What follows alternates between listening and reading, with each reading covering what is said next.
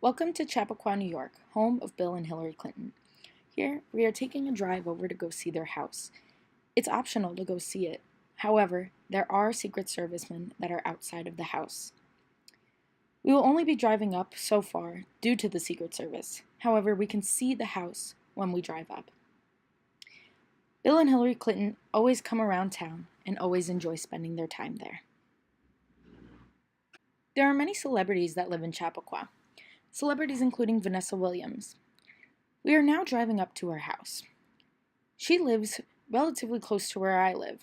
It may be only about a 2-minute drive away. It's a very private area where she has her very own gates that you have to be able to go through. Sometimes they're open and sometimes they're closed. This big house right here is her house. We have many small-time celebrities in Chappaqua, like Renee Seiler, who has a book out called Good Enough Mother, a blog, and was a news anchor for ABC. This is the Horace Greeley house where he lived, founding the New York Tribune.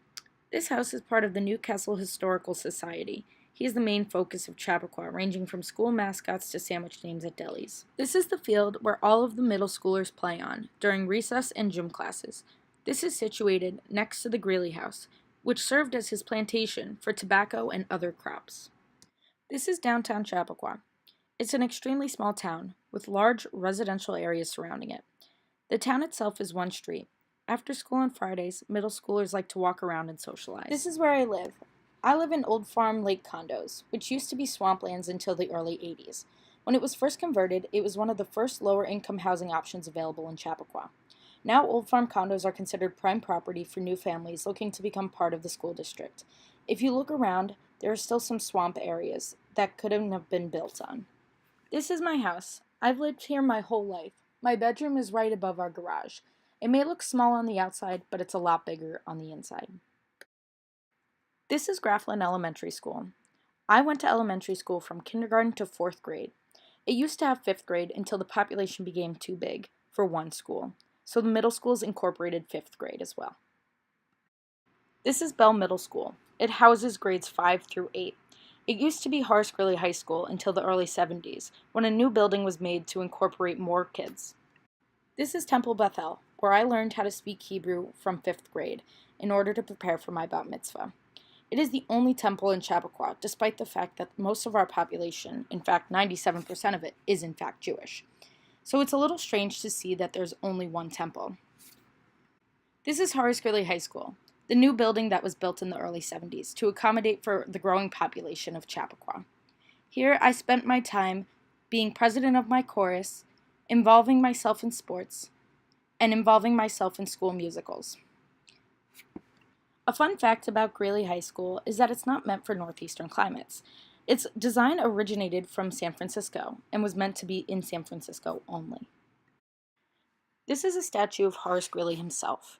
He's become sort of a pop culture item in Chappaqua, ranging from names of different sandwiches and delis to our school mascots, which I've mentioned earlier. Kids like to take their senior portrait with him. This is the Chappaqua train station. It's unique in the fact that it is still the original building from when it was built. It connects right into Grand Central Station. They have also converted this train station into a train museum, where you can see early versions of Chappaqua and early renderings of the train station. This is Chappaqua Crossings, formerly known as Reader's Digest. Reader's Digest is a publication house for Westchester Magazine and other magazines as well. Because of the socioeconomic standing of most Chappaqua residents belonging to high-income families, they are starting to build low-income housing, similar to the original vision of Old Farm condos. Chappaqua Crossings is also home to an urgent care center, tutoring centers, car dealerships, and daycare centers. There are further plans in our town to expand this area of land. Unfortunately, as a citizen of Chappaqua, we are unknown as to what is being put there. People hope for a Trader Joe's, or a Walgreens, or anything of that sort.